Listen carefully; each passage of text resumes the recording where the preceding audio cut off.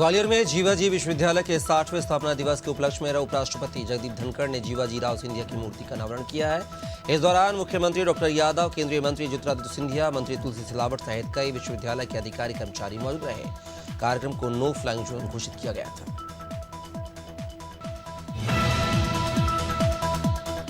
बांग्लादेश में हिंदुओं पर हो रहे अत्याचार के खिलाफ बुलढाणा के मलकापुर में हजारों हिंदू सड़कों पर उतरे। प्रदर्शन कर रहे लोगों ने भारत के गृह मंत्री से भारत सरकार द्वारा बांग्लादेश में अल्पसंख्यकों पर हो रहे अत्याचार को रोकने के लिए यूनेस्को पर दबाव डालने का अनुरोध किया है। लोगों ने कहा है कि बांग्लादेश में हिंदुओं के भय को दूर करने और उनके न्याय के लिए भारतीय सरकार को आगे आना चाहिए। अंतर्राष्ट्रीय हिंदू परिषद के संस्थापक प्रवीण तोगड़िया का कार्यकर्ताओं ने कौशाम्बी में भव्य स्वागत किया है। इस दौरान उन्होंने महाकुंभ प्रयागराज में यात्रियों के लिए चाय, कंबल और भंडारे की व्यवस्था करने की घोषणा की है और कहा है कि महाकुंभ विश्व का सबसे बड़ा मेला है। परिषद इस सेवा कार्य में हिस्सा लेगी। साथ ही उन्होंने संभल में मंदिरों के खुलने पर खुशी जताई।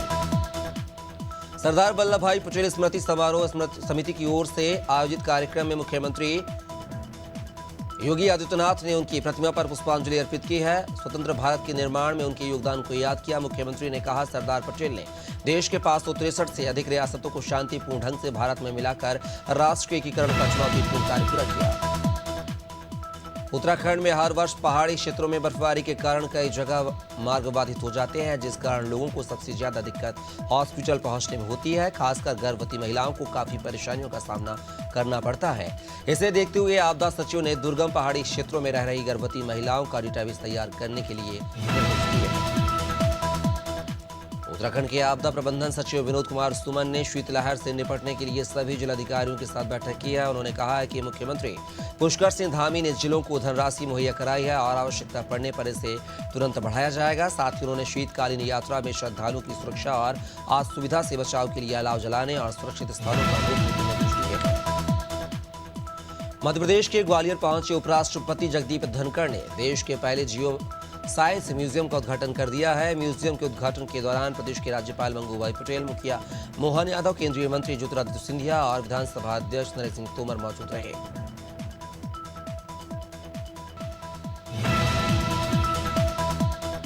नीलवाना जिला मुख्यालय बार संघ के चुनाव शांतिपूर्ण संपन्न हुए हैं। संघ के सभी अधिवक्ताओं ने अपने मत का प्रयोग किया है। अध्यक्ष, उपाध्यक्ष, महासचिव और कोषाध्यक्ष का चुनाव हुआ है। बार संघ के 182 सदस्यों में से 169 सदस्यों ने अपने मत का प्रयोग किया है। सभी अधिवक्ताओं के मत के बाद चुनाव का परिणाम घोषित किया गया। मोहम्मद अली शेरानी ने 2 मतों से अध्यक्ष पद पर हासिल की है। केंद्रीय गृह मंत्री अमित शाह छत्तीसगढ़ के 3 दिवसीय दौरे पर रायपुर पहुंचे, जहां उन्होंने पुलिस परेड ग्राउंड में छत्तीसगढ़ पुलिस को प्रेसिडेंट कलर प्रदान किया है। इस अवसर पर अमित शाह ने छत्तीसगढ़ पुलिस को बधाई दी और कहा कि आपने महज 25 वर्षों में राष्ट्रपति का सम्मान प्राप्त कर लिया है। मेरे लिए गर्व का विषय है कि मैं इस सम्मान को स्वयं अपने हाथों से दे रहा हूं।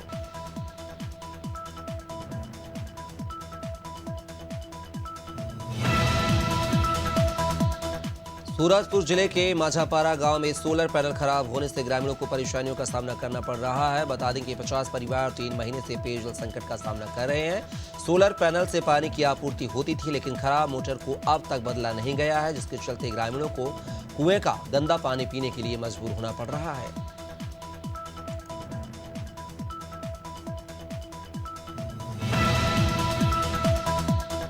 उप मुख्यमंत्री दिया कुमारी 1 दिवसीय दौरे पर पाली पहुंचे। इस दौरान उन्होंने देसूरी घाट क्षेत्र का निरीक्षण किया है। बता दें कि हाल ही में एक हादसे में 3 बच्चियों की मौत हो गई थी, जिसके बाद उप मुख्यमंत्री ने अधिकारियों को जयपुर से बुलाकर सड़क के सुधार और हादसों से बचाव के उपायों पर चर्चा की। उन्होंने यह सुनिश्चित करने की दिशा में काम करने की बात भी कही कि रास्ते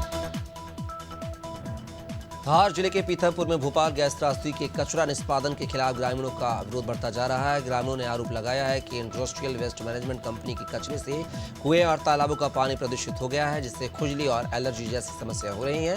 पीथमपुर बचाव समिति ने इस मामले पर धरना और हस्ताक्षर अभियान चलाया।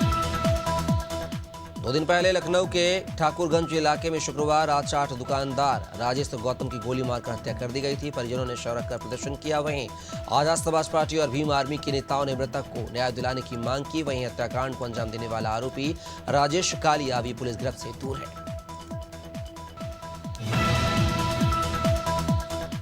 अलीगढ़ जनपद के थाना अतरौली क्षेत्र के अंतर्गत देर रात शादी समारोह से लौट रहे 5 बाइक सवारों को अज्ञात वाहन ने जोरदार टक्कर मार दी है, जिसके चलते 5 लोग गंभीर रूप से घायल हो गए हैं। सूचना पर पहुंची पुलिस ने घायलों को उपचार हेतु अतरौली के सामुदायिक स्वास्थ्य केंद्र लाया गया, जहां सभी घायलों का इलाज जारी है। मंदसौर के भानपुरा तहसील स्थित गांधी सागर के संस्कार पब्लिक स्कूल के छात्रों ने शैक्षणिक भ्रमण के दौरान धर्म राजेश्वर के ऐतिहासिक स्थलों का दौरा किया है। इस यात्रा में कक्षा 4 से 8 तक के 42 विद्यार्थियों ने भाग लिया। इस दौरान छात्रों ने एक वीडियो सोशल मीडिया पर वायरल किया, जिसमें उन्होंने सड़क दुर्घटनाओं से संबंधित एक नाटक किया। देहरादून की दून यूनिवर्सिटी में गंगधारा कार्यक्रम का मुख्यमंत्री पुष्कर सिंह धामी ने शुभारंभ किया है। माफी चाहे करेंगे, यह कार्यक्रम विचारों की धारा पर आधारित होगा, जो कि 21 से 22 दिसंबर तक चलेगा। कार्यक्रम में केरल और उत्तराखंड के राज्यपाल भी शिरकत करेंगे। सांसद त्रिवेंद्र सिंह रावत ने बताया कि इस कार्यक्रम के तहत तमाम मुद्दों पर चर्चा की जाएगी। काशीपुर में गुरुद्वारे की पंचायत में फायरिंग करने वाले आरोपी को पुलिस ने गिरफ्तार कर लिया है। पुलिस ने आरोपी के कब्जे से 32 बोर की पिस्टल और एक कारतूस भी बरामद किया है। बता दें कि 9 दिसंबर को गुरुद्वारे में विवाद सुलझाने के लिए पंचायत बुलाई गई थी। इसी दौरान आरोपी अनूप सिंह भुल्लर ने महेंद्र सिंह और गुरदीप सिंह पर गोली चलाई थी। रायपुर में राष्ट्रपति ध्वज अलंकरण समारोह का आयोजन किया गया है, जिसमें केंद्रीय गृह मंत्री अमित शाह ने राष्ट्रपति पुलिस कलर अवार्ड प्रदान किया है। इसे लेकर पीसीसी चीफ दीपक बैज ने राज्य की कानून व्यवस्था को लेकर केंद्रीय गृह मंत्री अमित शाह पर तंज कसा है। बैज ने कहा है कि आदिवासी इलाकों में सुरक्षा की स्थिति खराब है, जबकि सरकार बड़े दावे कर रही है।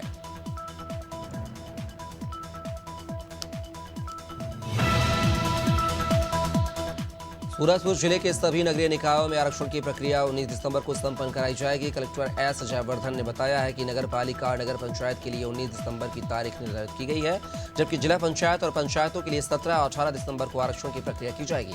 इस दौरान जिले के सभी राजनीतिक दल के पदाधिकारियों से समय पर मौजूद रहने की अपील की गई है।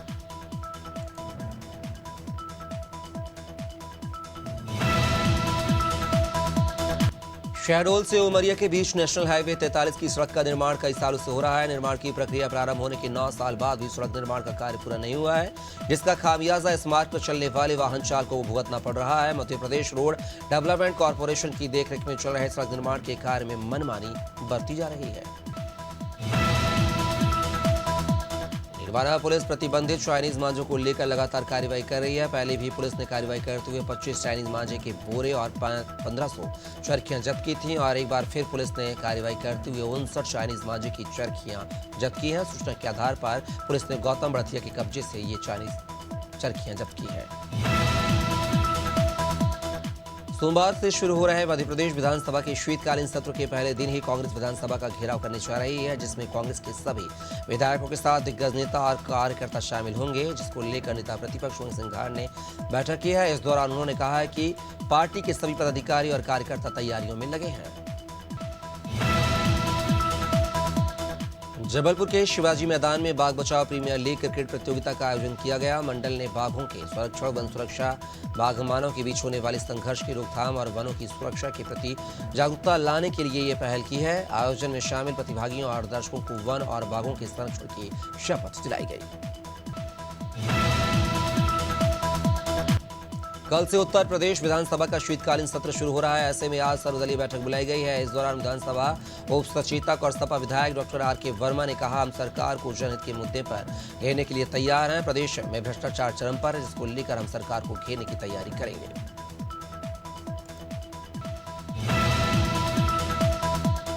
राजनांदगांव में 15,72,000 की ऑनलाइन ठगी का मामला सामने आया है। ठग ने शादी.com पर फेक प्रोफाइल बनाकर युवती से ठगी की। पुलिस ने विदेशी नाइजीरियन ठग को दिल्ली से गिरफ्तार कर लिया है। आरोपी वीजा एवं पासपोर्ट की वैधता समाप्त होने के बाद भी दिल्ली में अवैधानिक तरीके से रह रहा था और ऑनलाइन तरीके से ठगी को अंजाम दे रहा था। सागर के मोतीनगर थाना क्षेत्र में एक युवक का शव लहूलुहान अवस्था में सड़क के किनारे पड़ा मिला है। क्षेत्रवासियों ने पुलिस को शव मिलने की जानकारी दी है। पुलिस ने शव देखकर पत्थर से सर कुचलकर हत्या की आशंका जताई है। फिलहाल पुलिस ने शव को पोस्टमार्टम के लिए भेज दिया और आरोपी की तलाश शुरू कर दी है।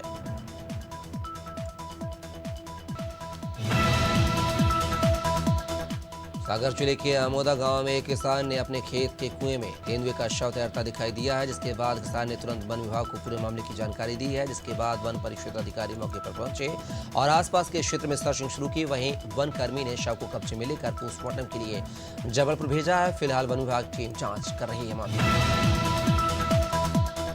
पीलीभीत की ग्राम पंचायत में मनरेगा और प्रशासनिक कार्यों की जांच हुई है, जिसको लेकर शिकायतकर्ताओं ने अधिकारियों पर गंभीर आरोप लगाए हैं। उन्होंने कहा है कि अधिकारियों ने बिना जांच किए ही गांव छोड़ दिया और वीडियो बनाते देख उन्हें धमकी दी। शिकायतकर्ताओं का कहना है कि अधिकारियों ने ग्राम प्रधान सचिव की साइड ली है, जिससे स्थानीय लोग आक्रोशित हैं।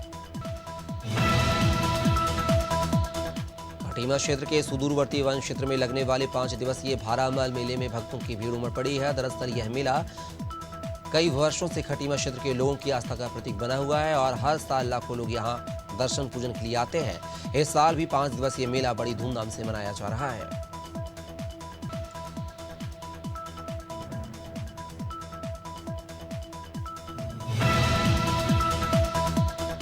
मध्य प्रदेश विधानसभा का शीतकालीन सत्र कल से शुरू होने जा रहा है, जिससे सियासी माहौल गर्म हो गया है। कांग्रेस ने भाजपा सरकार को सड़कों से लेकर सदन तक घेरने की योजना बनाई है। वहीं भाजपा विधायक ठाकुरदास नागवंशी ने कांग्रेस पर आरोप लगाते हुए कहा है कि उनका काम सिर्फ विकास में रुकावट डालना है। उन्होंने कहा कि कांग्रेस को हिसाब जवाब चाहिए तो सदन में आइए, जवाब मिलेगा।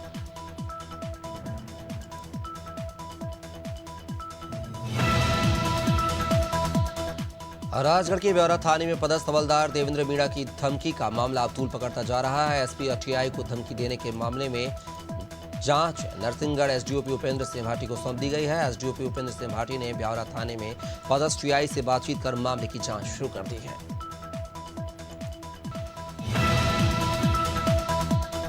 बीजेपी सरकार का 1 साल छत्तीसगढ़ बदहाल, इसी नारे को लेकर कांग्रेस ने सूरजपुर के अग्रसेन चौक पर धरना प्रदर्शन किया। इस प्रदर्शन में एनएसयूआई के कार्यकर्ता भी शामिल हुए। इस दौरान कांग्रेस कार्यकर्ताओं ने कहा कि साय सरकार में भ्रष्टाचार साय साय हो रहा है, आमजन का हाल बेहाल हो गया है, बेरोजगारी चरम पर है, पूरे प्रदेश में हत्या, डकैती, चोरी, बलात्कार की घटनाएं घट रही हैं। कुंभ का निमंत्रण देने के लिए योगी सरकार के 2 दिग्गज मंत्री एमपी के दौरे पर है। उज्जैन में बाबा महाकाल को निमंत्रण देने के बाद यूपी के मंत्री स्वतंत्र देव सिंह और दिनेश प्रताप सिंह भोपाल पहुंचे। दोनों मंत्री ने नेता प्रतिपक्ष उमंग सिंघार को कुंभ आने का न्योता दिया। साथ ही विधानसभा अध्यक्ष नरेंद्र सिंह तोमर, केंद्रीय कृषि मंत्री शिवराज सिंह चौहान और अनुभव पटेल को न्योता दिया। महाकुंभ 2025 भारत की सनातन संस्कृति और अतिथि सत्कार की परंपरा को वैश्विक स्तर पर प्रदर्शित करने के लिए तैयार है। इस आयोजन में विदेशों से आने वाले एनआरआई श्रद्धालुओं और विदेशी पर्यटकों के लिए विशेष व्यवस्थाएं की गई हैं, जो इसे अद्वितीय यादगार अनुभव बनाएंगी। महापर्व में एनआरआई श्रद्धालु और विदेशी पर्यटकों के लिए डबल इंजन सरकार ने विशेष इंतजाम किए हैं। कोरबा में एसईसीएल प्रबंधन के आए दिन नए कारनामे सामने आ रहे हैं। अब एसईसीएल प्रबंधन ने खदान विस्तार के लिए ग्रामीणों के घरों के बिजली कनेक्शन काट दिए हैं। ग्रामीणों का कहना है कि बिजली कनेक्शन काटना और जोड़ना विद्युत विभाग के अधिकार क्षेत्र में आता है, लेकिन एसईसीएल के कर्मचारी अनिल पाटले ने जबरन सभी घरों के कनेक्शन काट दिए हैं, जिसके कारण वे अंधेरे में रहने को मजबूर हैं। जबलपुर हाईकोर्ट में एक पीड़ित की सुनवाई के दौरान हैरान कर देने वाला मामला सामने आया है। भोपाल क्राइम ब्रांच पर राजस्थान के एक शख्स को जबरन गिरफ्तार कर 18 लाख रुपए की डिमांड करने के आरोप लगे हैं। पीड़ित का आरोप है कि पैसे के लिए पुलिस ने उसे 4 दिन तक अवैध तरीके से हिरासत में रखा।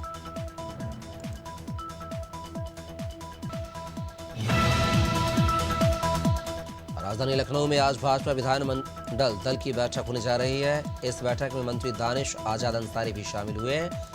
इस मौके पर दानिश आजाद अंसारी ने कहा है कि उत्तर प्रदेश में शांति व्यवस्था कायम है, कांग्रेस का काम केवल राजनीति करना है।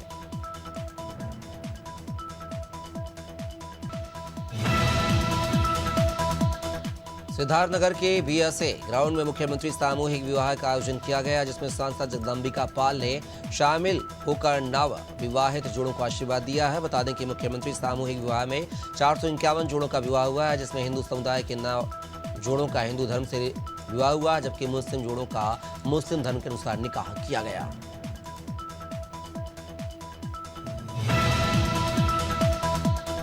सीतापुर के बिस्वा में पिछड़ा वर्ग आयोग के अध्यक्ष राजेश वर्मा और विधायक निर्मल वर्मा ने सरदार वल्लभ भाई पटेल की मूर्ति का अनावरण किया है। इस दौरान पिछड़ा वर्ग आयोग के अध्यक्ष राजेश वर्मा ने बताया कि बिस्वा में जल्द एक और नया कार्य मिलेगा, लोगों का सपना पूरा किया जाएगा। प्रधानमंत्री नरेंद्र मोदी से मुलाकात करके सीतापुर के जिले के लिए नई सौगात की मांग करूंगा।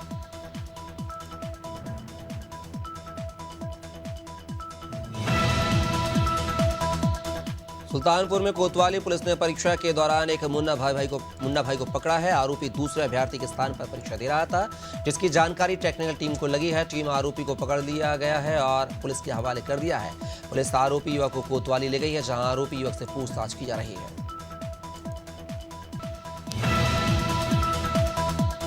प्रदेश में अवैध खनन पर रोक के बावजूद भी खनन का खेल लगातार जारी है। लक्सर के गंगा नदी के बहाव को आरवीएम लगाकर पुकलैंड की मदद से बंद किया जा रहा है, ताकि खनन माफिया धड़ल्ले से अवैध खनन को अंजाम दे सकें। रात के अंधेरे में खनन माफिया गंगा नदी का सीना चीरकर मोटी आमदनी कमा रहे हैं।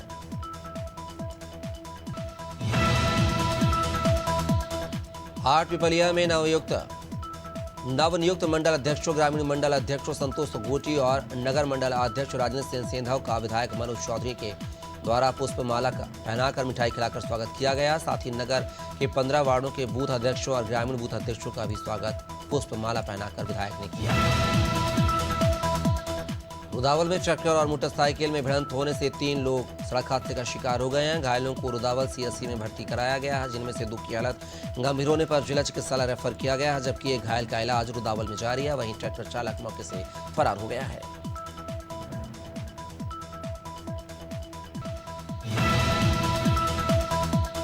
गोटेगांव के सीएम राज स्कूल में चलित न्यायालय एवं सहायक उपकरण वितरण कार्यक्रम का आयोजन किया गया है। कार्यक्रम में पूर्व राज्य मंत्री जालन सिंह पटेल और विधायक महेंद्र नागेश शामिल हुए हैं। इस दौरान दिव्यांगजनों को सहायक उपकरण वितरित किए गए हैं। कार्यक्रम में सभी विभागों के स्टॉल भी लगाए गए।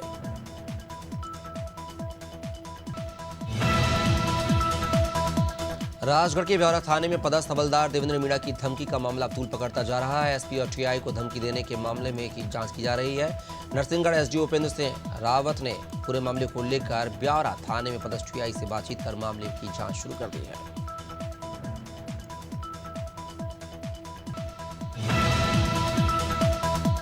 राजस्थान के मुख्यमंत्री भजनलाल शर्मा अपने जन्मदिन के मौके पर मथुरा पहुंचे, जहां मुख्यमंत्री शर्मा ने सबसे पहले परिक्रमा मार्ग स्थित पूछरी श्रीनाथ जी मंदिर में विधि विधान से पूजा अर्चना किया, फिर करोड़ों के विकास कार्यों का शिलान्यास किया। वहीं लोगों ने मुख्यमंत्री भजनलाल शर्मा के जन्मदिन की बधाइयां उनको दी हैं।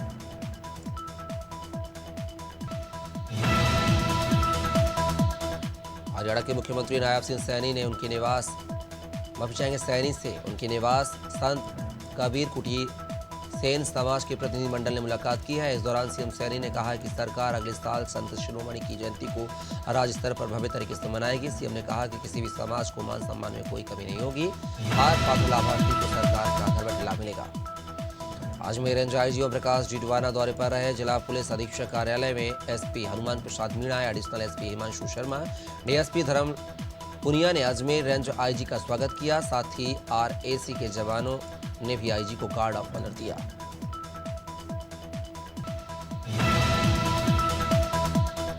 राजस्थान के मुख्यमंत्री भजनलाल शर्मा के जन्मदिन पर आहोर से विधायक शगन सिंह राजपुरोहित ने हेलमेट अनिवार्य हो अभियान चलाया है और अस्पताल चौराहे पर 2 पहिया वाहन चालकों को हेलमेट वितरित किया है। इस दौरान बीजेपी पदाधिकारी और कार्यकर्ता समिति अधिकारी और पुलिस अधिकारी मौजूद रहे।